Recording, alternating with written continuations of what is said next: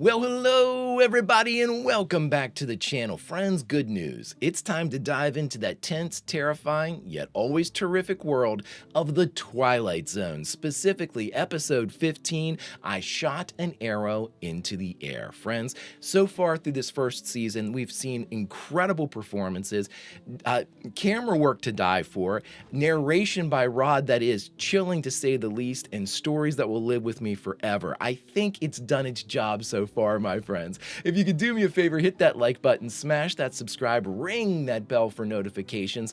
Somehow I found my way on the way to 10,000 subscribers, so any subs would be greatly appreciated, my friends. And of course, if there's anything that we do that you would like early or in its full-length format, the link to our Patreon is in the description. And if you're not a fan of Patreon, consider YouTube memberships. You'll get all of our episodes at least a day early. But my dear friends, all that is then and this is now, and now it's time to journey once again into the Twilight Zone with Season 1, Episode 15, I Shot an Arrow into the Air. Prepare to engage maximum warp reaction, and away we go.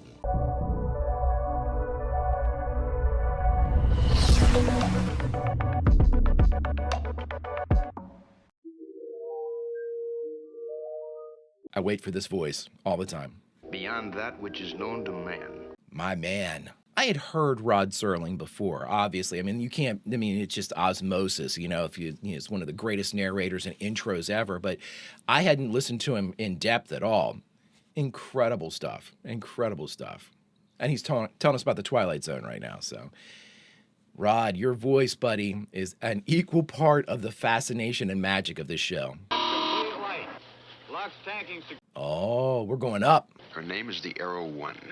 She represents 4.5 years of planning, preparation, and training, and 1,000 years of science and mathematics. Love it. She is the first manned aircraft into space.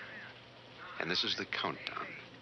The last 5 seconds before man shot an arrow into the air. So they're using, like, archival footage here. So what would this be with the Mercury missions? That's probably even too early for them, like Gus Grisham and all them. Yeah, it's too early for them, I think. Help me out, friends. Obviously, woefully unintelligent when it comes to this stuff. I still don't understand how we could have lost it. With all the monitors we have going. We had 15,000 monitors going. The situation would be the same. We've lost contact. It was less than half hour ago. There was a short period of heavy interference. Now, that was probably solar. We haven't been able to identify it yet. Interference, huh? The course was preset. Now, the pilot wouldn't change it without notifying us. Bob Donlan's commanding. Bob Donlan. So an aircraft with an 8-man crew just disappears like a puff of smoke. One moment she's there, the next moment she's gone. 8 man, that's pretty big. They shot an arrow into the air. It landed I know not where. Nursery rhyme for the age of space. Huh. Gentlemen, wherever you are, God help you. Ominous. Arrow 1, Colonel R.G. Donlan commanding. Okay, here's Bob Donlan. Crash landed on what appears to be an uncharted asteroid. Really? Flight officers Corey and Pearson and navigator Hudak, who has been seriously hurt, and myself. The rest are dead. The rest of the crew, oh my God, dead. The radio is gone. The bulk of the supplies have been destroyed in the crash. Begging the Colonel's pardon, but this is no time to write your memoirs. But we're still a crew. And as long as we are a crew, there'll be discipline and there'll be protocol. Yeah, you'll be following orders, dude. You got a problem with that? How the hell did you get on this mission, dude? So if you're going to expend all that energy, you use it to figure a way out of here, a way back, a way to let them know where we are. Corey, you heard the Colonel. There is no way back, dude. There's no rescue attempt. This is a one-way trip, man. How much water is there? 5-gallon can, what we have on us. Then why waste it? Waste it? You're the consulting surgeon, Corey? I'm 1 man out of 3 who's going to need water. And 5 gallons isn't going to last very long. Last a lot longer with 2. This man's gonna die.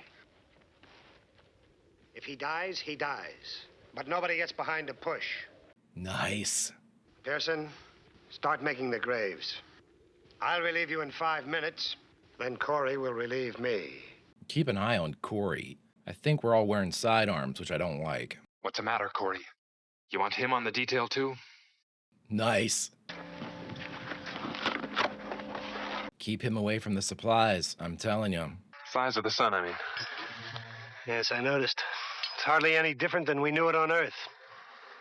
Which means that whatever asteroid we've landed on is in the same orbit as the Earth. How the hell do you have Atmo? There wasn't any prototype. Just the one ship, the only one of its kind.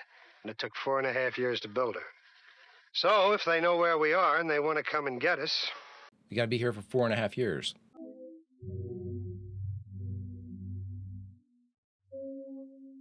Yeah, you got a problem with him, bud. It'll be cooler, sir. At night. If there is a night. I'll head south towards the mountains. I'll look in that direction. Colonel? Not this time, Colonel. Not this time. We've got a big problem, bud. You're alive, Corey. That's a better shake than those four got. I want to stay alive, so don't give him my water. Are you out of your mind? You'll be happy to hear, Corey. He's not going to drink any more of your water. I'd also say put him in chains. For the record, Corey, there's just the three of us now. And the big problem's gonna be to stay alive. I mean the three of us. But if I catch you filching just once more... There'll be two of us. I'll kill you! The same thing goes for you. Knock it off, Pearson. Oh, boy. How did Corey even make it on the boat? Gotta see if there's anything in this godforsaken place that can help keep us alive. This is home now, gentlemen. Okay, so we have a... wherever this place is, it's in the same orbit as the Earth. I have a Planet of the Apes type of speculation. I'd be watching Corey for... You could all go off in 3 different directions. He'd double back and take the supplies. Colonel, I don't envy you, buddy. Pearson? Corey? Oh, it'll be Corey, because Pearson ain't coming back. Thanks for calling out, by the way, bud. Thought maybe I could get some kind of a fix using the stars. But it's overcast. What about Pearson? You're spilling water, dude. He went south towards the mountains. I went west towards nothing. I told you men to stay together.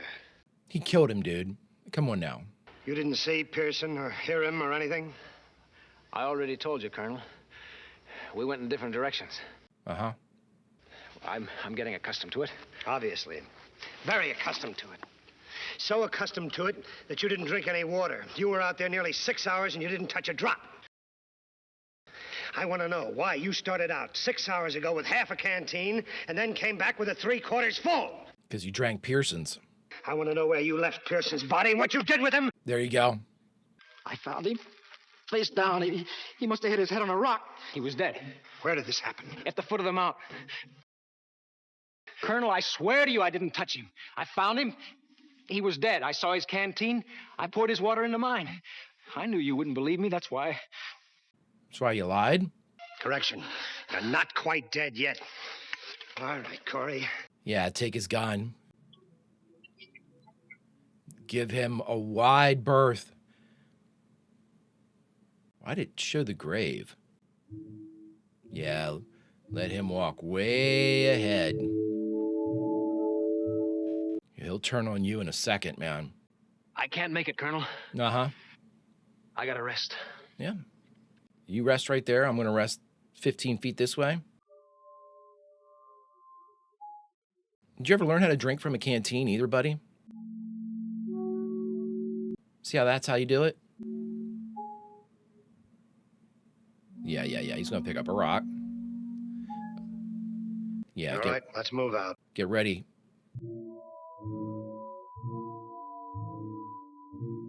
I mean, yeah, they're definitely outside. The black and white throws me a little bit. I love it. I love the black and white, but you lose, obviously, a lot of detail and stuff. But as far as, like, saturation. Look, Colonel, he must have crawled away. But you said he was dead. I was wrong. Well, I must have been wrong. And you took his water? Did you do anything for him, Corey?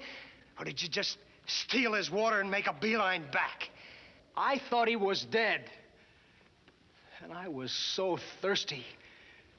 My tongue was swelling up. I swear my tongue was swelling up. This is why I am not in command. Pearson! Don't turn your back on this guy. Pearson! Answer me, Pearson! Pearson, it's Colonel Jesus. Dolan. He's still alive. He's breathing.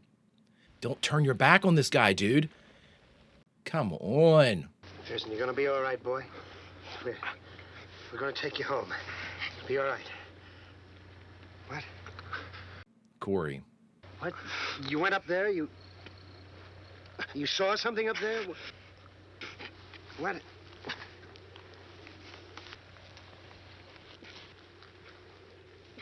What's that symbol? You drew this. A sign or a symbol or something. 2 lines and a line through it. What do you suppose he... Don't confide in him, man. Dude, pick up the gun. Oh my God. Yeah. 2 men can live maybe 5 days. 1 man can live 10. You'll forgive me. You killed Pearson, didn't you, Corey? You're out of your mind. You've already killed once. You've already... Yep. Line with a line down through it. What is it? I'm sorry, Colonel. I really am. Corey, I think you're going to get yours, buddy. I think Rod's going to make sure you get yours. You brought the protocol, the chain of command, and the numbers, and none of them fit here. Ha ha ha ha ha. You know your trouble, Colonel? You were looking for morality in the wrong place. The Twilight Zone ending here is he finds something that would require the other 2, to survive. Or somehow they're back on Earth. And he just murdered 2 people. Take a look over your shoulder at a giant sun suspended in a dead and motionless sky. Like an unblinking eye that probes at the back of your head in a prolonged accusation. 2 lines with a line through it, man. What is it? Place your bets. Place your bets. What's Rod have for us? Make tracks, Mr. Corey. Push up and push out, because if you stop, maybe sanity will get you by the throat. Oh, my God. Yeah, Mr. Corey, yeah, you better keep moving. That's the order of the moment. Keep moving. That's the most conversational Rod sounded. And almost not demented, but like hopeful that there would be some retribution. Keep moving, Corey. Keep moving. Really cool. I'm surprised he didn't just turn around and go back for the rest of the water and everything. I guess he's intrigued by the idea that Pearson found something too. 2 lines with a line through it. Now I know what you meant. Now I know what you were trying to describe. Before I hit you with a rock.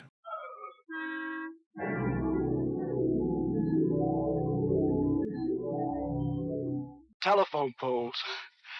You were trying to draw telephone poles. Okay, buddy. You just murdered 2 people. We never left the Earth. We just crashed back into it. This guy's doing a great job. Practical joke perpetrated by Mother Nature. Ha. Practical joke wearing the trappings of nightmare, of terror, of desperation. Cool. Human drama played out in a desert 97 miles from Reno, Nevada.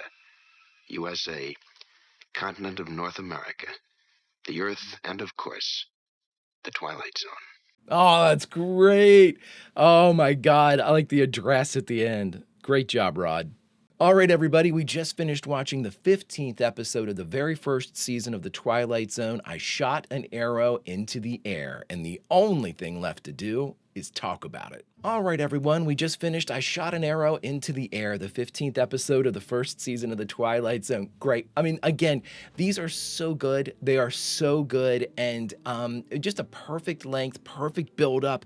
Everything is done with such an artist's hand is fingerprints over everything about how you put together a story, how you weave a different tale, how you tell it, And again, I mentioned it once during the reaction, but initially I thought, and I'm still not 100% sure that our original kind of like campsite shot, I thought that was a studio set that they had put like a painting up behind, but obviously we were doing exterior shots this whole time. So I'm sorry if I was confused. I was confused there. So, you know, again, I'm still honestly still getting used to the black and white. I absolutely love it. I think that in some ways it brings out like really awesome shadow detail and things like that. But others, when we miss like hues and saturations that would allow for like three-dimensional or kind of like, you know, perspective stuff, for me at least, I lose a little bit of that depth. But again, I wouldn't change it for the world. The black and white is chef's kiss. It is the best. But what a great thing, you know, we had a rocket go up, they lost it. That's fantastic. They lost it, and then it comes back down to Earth.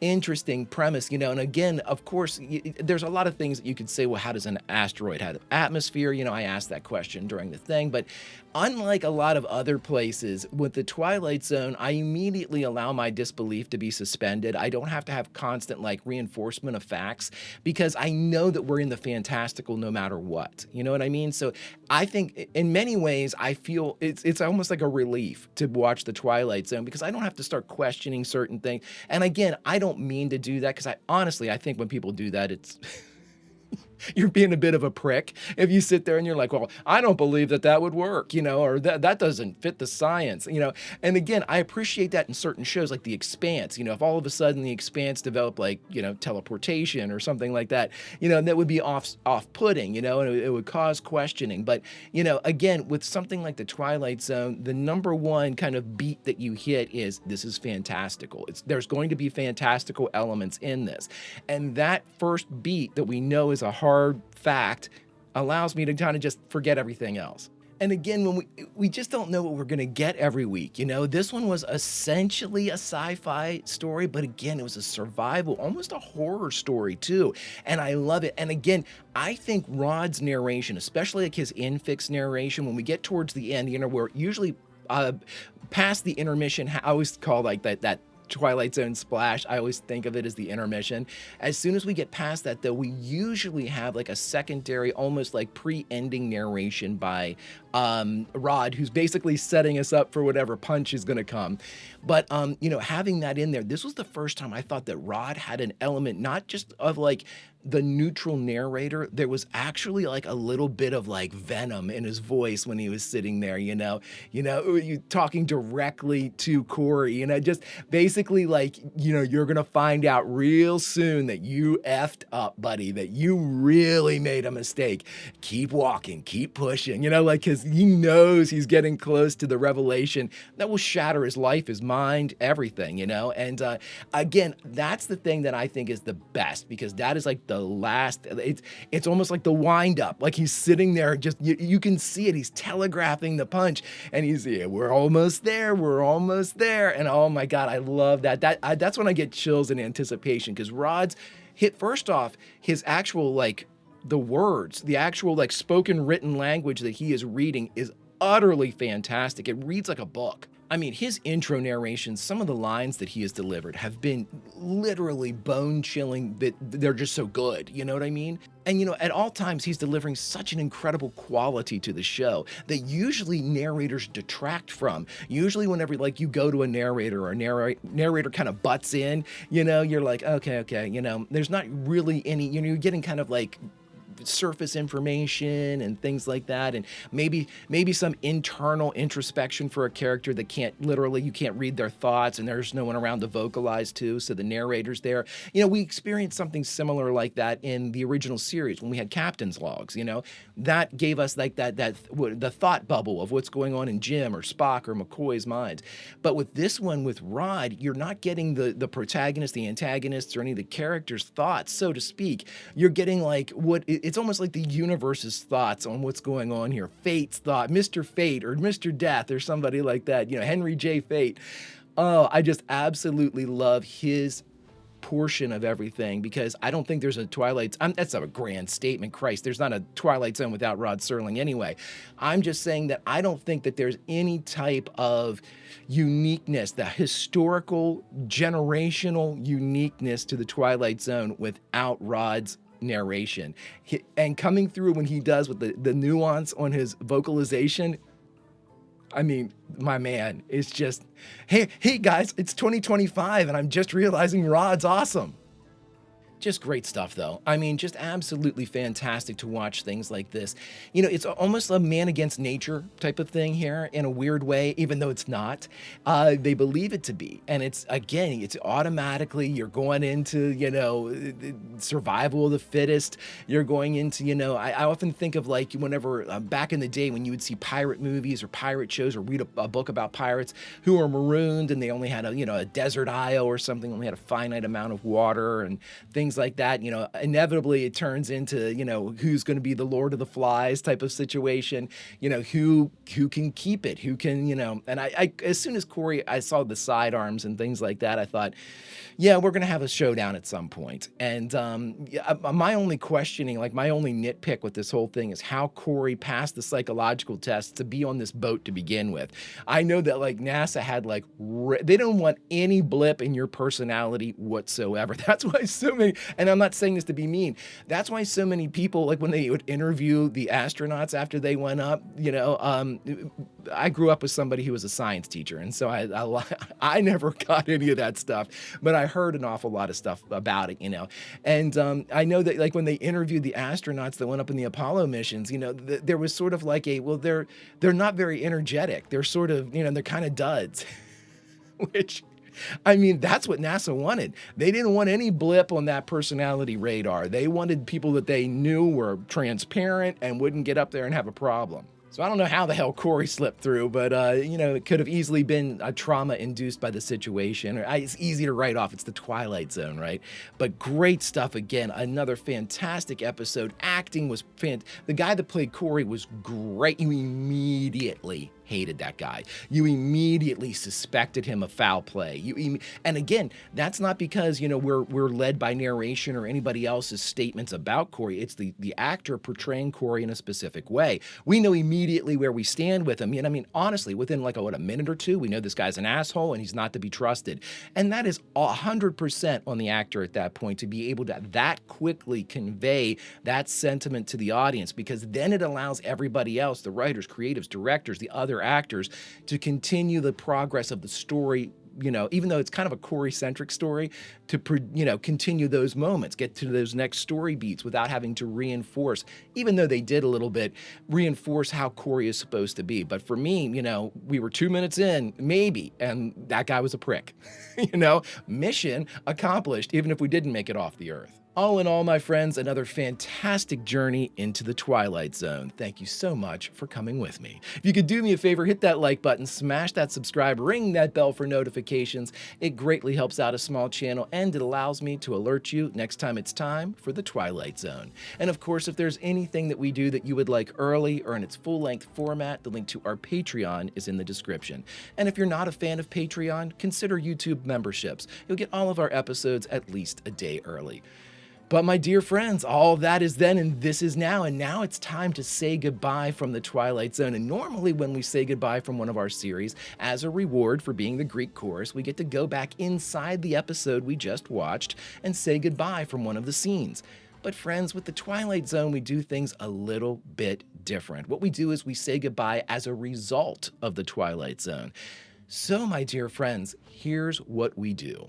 You and I are part of the rescue team that NASA has sent out, or the space organization has sent out, in the hopes of finding and recovering Arrow 1. We know it returned back to Earth, and we arrive 97 miles outside of Reno, and we see the smoke of the crash site, and we begin to search, and we put together each and every body that we find in graves. We find Pearson and Connolly, and we continue following the tracks towards what we know is one of the highways up along that way, and we get to the last rise, and the tracks stop, and I'll leave it up to you who or what we find.